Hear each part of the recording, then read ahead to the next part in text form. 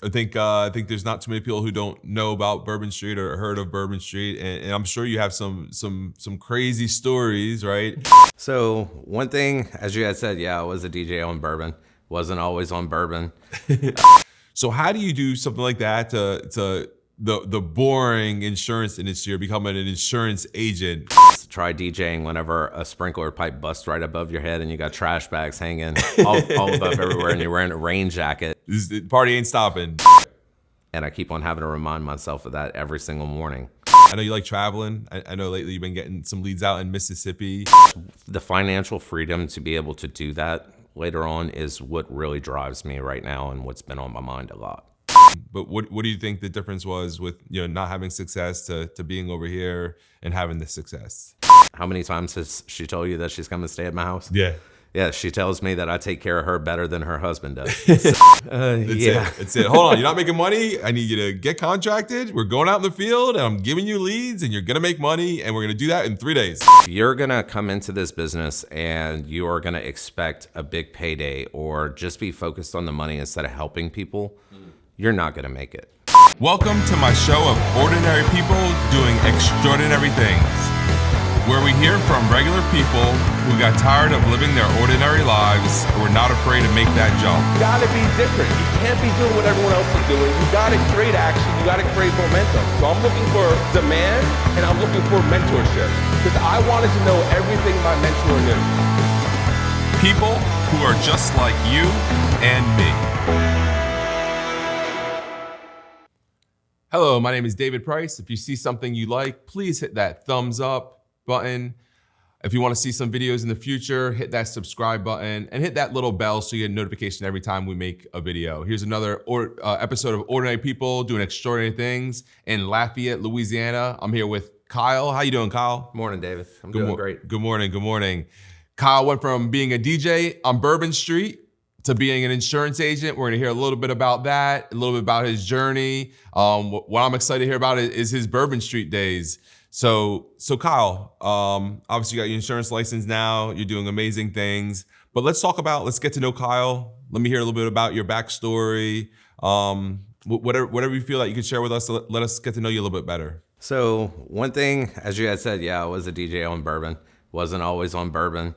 I always had a passion for the lights, music, nightclub scene, especially growing up listening to that 90s music whenever everything kind of started going dancey and everything. So I was always fascinated with that kind of stuff. And I had started off in Lafayette. Actually, this is my hometown. Okay. So, and eventually I realized that I wouldn't get anywhere with it. So I had moved to New Orleans, and so it's a little bit different there. Oh, it's a lot. It's a little bit more fast paced, and you could do that and work in that kind of industry 24/7 because, as we all know, Bourbon Street does not shut down. Right. So I sit there. I had pushed myself and got into it, and then I was there for one festival weekend. I knew everybody at the club that I worked at for so long, and one weekend, one of the DJs had got sick, and the owner had came up to me and asked me if I had wanted a job. So, and right that place, was it. right time. Right place, right time. I literally dropped everything, moved over there, and took a full-time position, and been there since. But until recently. So Bourbon Street. I think there's not too many people who don't know about Bourbon Street or heard of Bourbon Street, and I'm sure you have some crazy stories, right? Obviously, we can't get too crazy in the story, but do you have anything cool or anything you want to tell us? Give us an amusing story.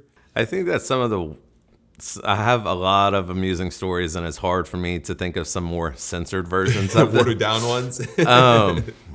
Just some of the craziest things. Like, one thing that I loved about working in New Orleans and some of those stories is, like, we always have these huge festivals over there. We have Mardi Gras. We have Southern Decadence, which is one of my favorites. It's the largest gay dance event in the South.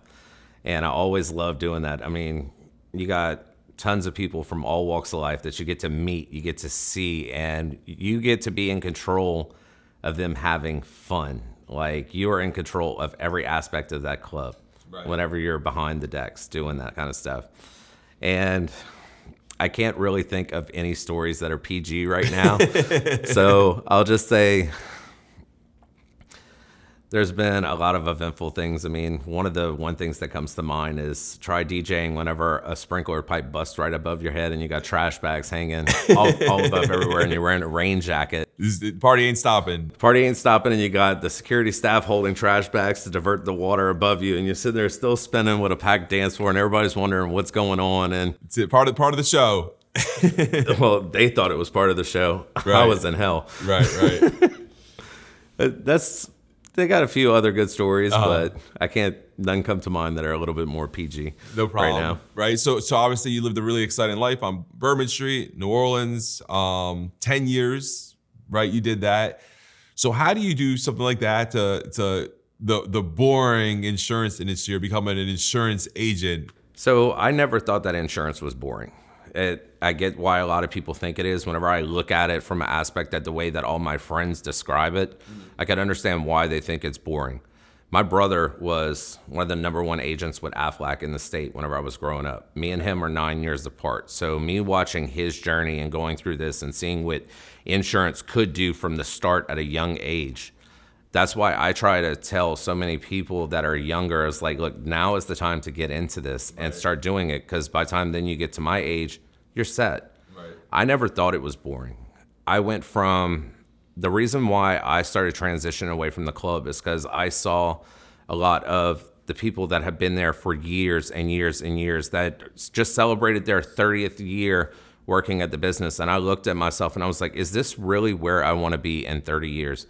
Do I want to be stuck at this job, having to maybe go borrow against my paycheck because we had a bad week or something came up, and you're always relying on somebody else. And then you look at your family, like your brother and your sister, that have everything together. And one of these days, the people that help you aren't going to be there. So you eventually have to start doing it for yourself. Right. So I kind of had an epiphany about that. And I had tried to start in insurance. And the first couple times weren't successful with that. So you said your brother was with Aflac, yes. Right? But you never worked with Aflac. No. Okay. So how are you? Obviously you're exposed to insurance, but that wasn't what exposed you. That got you started. So how were you exposed to the first company you were with? I believe was PHP, right? Yes. So how were you exposed with PHP? How did that happen? How did you take the leap? So as we all know, PHP is basically a multi-level marketing company. Right. Whenever my brother had got me into it, he's like, hey, you need to go get your license. You need to go get it. Kind of like pushed me like we would new agents. Like, you need to go and do this for yourself. Like, get your license. Why not have a license? Yeah, so I did that. And then I started underneath my brother. We went out. Oh, so your brother worked with PHP. Mm-hmm. Okay. That's who brought me on with PHP. So you had a brother with Aflac and another one with PHP, or the Aflac one went to PHP? He progressed. Okay, into that. I got you. Went from Aflac to PHP. Okay, so you started with your brother in PHP. Okay. Correct. I mean, he had a couple other companies in between there. Okay. So he's been around the industry as well. Yes. So whenever I had started with PHP, I kind of liked it. I was getting into it. I was getting excited about it, but I never really got the mentorship that I needed. Like, so even though that it was my brother, whenever I did get a prospect or somebody to finally agree to go and sit down with, he came and he helped me with it. But I never had somebody like you, like Jen. Appreciate that goes through, that would sit through us, take us out a whole day and get over that stuff. Like, everything was completely different. And then that wasn't working out with PHP, and my brother kind of fell out of it, and I fell out of it at the same time. Back to the club again. So back at the club. Okay. Back at the club. So how long were you back at the club? Well, I was still at the club the whole time. Okay. But because you didn't have a full commitment yet. Okay. Yes. Gotcha. So you're at the club. PHP kind of fell through. You gave up on it. Your brother gave up on it. Then the next company you found was FFL, right? Yes. Again, another good, great company. How did you find FFL, or did they find you? Or well, actually, I still had my license, and I wanted to get into stuff, and I had been reading a lot, and I had got one of my brother's friends had reached out to me on Facebook, sitting there saying, hey, your brother had told me that you have your insurance license and stuff. I'm hiring. I'm looking for people. I'd be your mentor and everything. Well, I did everything. I went through the training, and then it was basically, hey, look, everything's here in this Dropbox and YouTube. Just go watch that. I was like, so are we ever going to go on the field and you teach me how to do some of this stuff one-on-one? It was like, no, everything's right there. That's all you need. Go get it. If you're really hungry, you'll go and do it. And I'm like, I could never get him on the phone. It's not like whenever couldn't get him on the phone. No, okay. Whenever I call you, yeah, hey, I might be busy, but you call me back. Right. Jen, I could always get on the phone. Kristen, I could always get on the phone. It's always somebody there. And after that, literally right after jumping ship from, well, I actually didn't even jump ship yet. One of my brother's other friends had said, hey, you need to meet this lady in Lafayette. I was like, okay, great. What's her name? It's one of your brother's friends? Yeah. Okay. He was actually an agent under Jen. Okay. So he had gave me a call. He said, hey, Kyle, I heard that you're not doing that good with FFL with this guy, and the guy is really a joke. So you need to talk to this lady named Jen. I called Jen. And you know the rest of the story. I called Jen. That was it. I was contracted the same night Right. and out in the field 2 days later and been writing business since. Right. It was easy as that. Yeah, Jen's pretty aggressive with getting you paid. Yeah. That's it. Hold on, you're not making money. I need you to get contracted. We're going out in the field, and I'm giving you leads, and you're gonna make money, and we're gonna do that in 3 days. Well, yeah, not just that. You remember what? I didn't even what was it? Almost 2 or 3 weeks. I didn't even have leads, and I was still cutting up with stuff. It's just amazing what we could do over here with what we got. Yeah, absolutely. So what so what do you think the difference was between your two other companies? Again, nothing wrong with the companies, you know what I mean? But what do you think the difference was with not having success to being over here and having the success? Mentorship is definitely the first thing. Mentorship, okay. The second thing is that we have our own leads. Our own Every leads. single time that I looked at leads through other companies, it was always recycled. It was a waste of time. It was a waste of money. Okay. Every single time I have got our little direct mail leads or bought anything, people know exactly what we are. They filled it out specifically for us. There's no beating around the bush. But back to it, I think that mentorship, people like Jennifer, like you, like Doug Blake, I've never seen that in any other kind of company. Even whenever I was working throughout the nightclub industry and everything, we had our chain of command system, but it wasn't like we were a family, but it was nothing like this to where we could cut up with each other or we could do it. I mean, we would cut up with each other, but Bourbon Street cut up, different type of cut. yeah, it involves a lot of alcohol. But with this, it's getting back on track and getting to where you really need to be in life and being in a good place. And with that, it's like even whenever we have our lows or we have our highs, I've been back and forth like a yo-yo with everything. If I don't stay on track, you won't get there. Right. And I keep on having to remind myself of that every single morning. So we'll put a string on your finger. Well, Jen tries. So awesome. So the mentorship, you're out there writing business now. You live in Louisiana. I know you like traveling. I know lately you've been getting some leads out in Mississippi. You like working out in Mississippi? I love working out in Mississippi. It's nice to go this way on the interstate instead of that way all the time. I've noticed that since I started branching out to Mississippi and everything, it's kind of exciting because instead of reworking the same area over and over, it's kind of like you get to grow into other sections. And pretty soon, if I could start to get you doing drops, I want to start going a little bit further too. But I'm really enjoying being out there in Mississippi, especially when I get to go down to the beach. Yeah. You drive by it. I never get to stop, but I don't want to smell it, right? Yeah, I just roll down the window while I'm driving and I could smell that fresh sea breeze, and then I get to go and help people. It's amazing what being out in the field does for you. Getting to help people. We could definitely schedule drop and wherever it is that you want to work. So that's what's cool. We get to control our leads, like you say, and every month I'm doing drops every month, right? So I schedule the drop. So the managers tell me where they want the leads. So yeah, if there's a specific place that you want the leads, let me know or let Jen know, and she'll let me know, and we'll keep things interesting for you. We'll get you out to Alabama next. So that is one of my favorite parts as well that I did not get with other companies. We can control the areas that we work in. Right. Yeah, and we actually got a bunch of leads in Alabama. If you want to take a road trip to Alabama, I'm just thinking about that. I saw them. So awesome. So somebody like yourself, right? You've been around. You've been in a few different companies. You've been back to the club. What is somebody like? There's going to be a lot of insurance agents that may not be having success for whatever reason. What's some advice you could give to somebody that's just getting started out or haven't really built that momentum yet? Some things that I would say is that I know that I personally struggled with was commitment. It's if you're going to come into this business and you are going to expect a big payday or just be focused on the money instead of helping people, you're not going to make it. Right. You have to give 110% of this, even whenever you don't feel like it. It's kind of, I like to say it's the same concept of whenever you know that you need to save the dishes or fold the clothes, but you keep on saying, okay, well, I'll do it later or I'll do it tomorrow. The pile gets bigger. Yep. If you keep on living in that mindset, everything is going to catch up to you and you're never going to move forward. You're always going to be being held back. So procrastination was one of the issues that I struggled with, obviously. And, you know, there's so many things in life that will knock you down, from death in the family to hurricanes to all kind of things. And you just got to stay resilient and you got to keep on moving on, even though you don't feel like it. Because if you don't, you're not going to get to your dream. And the dream is what makes me keep on going and moving forward. Even though that I struggle and I sometimes take myself a day back, or I do that to myself too.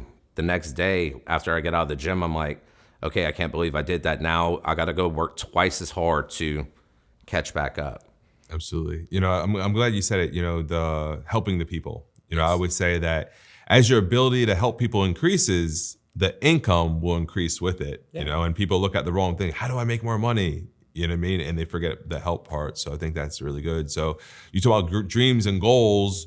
What are some of your goals? What are some things that you're looking to accomplish? Some goals that I have is, first, my husband just became a citizen on that. So that's one of the things that has been one of our goals to get done for a while. Our next goal is to buy a house. It may not be our dream home, but we're tired of leasing. So we want to buy a house, and that's been one of our biggest goals. Where are you looking to buy a house at?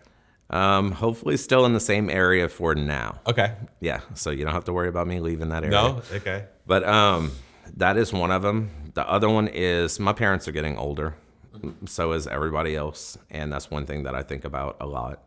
I want to make sure that whenever that time does come to where they retire or it starts to get to there, that I am financially secure to where I can be able to do what I need to do to take care of them, like my mom took care of my grandmother. Right. I want to be there. My sister's in Huntsville, Alabama. My brother has a family of his own. Like I told her the other day, you have the luxury of having a gay son. So no kids, and I could still come and help take care of you. So that's something that's always been important to me, because I watched my mom do that with her mother. And it's something that I feel like is my duty to have to do for her and my dad whenever they start getting to that. So that's the financial freedom to be able to do that later on is what really drives me right now and what's been on my mind a lot. Awesome. I love it. And obviously, you know, you can accomplish whatever. I mean, we have so many great examples of it. So we talked about Jen a little bit, right? Jen's your mentor, your manager. She's the one that hired you. Yeah. But, you know, I want to ask a real simple question for you. What does Jen mean to you?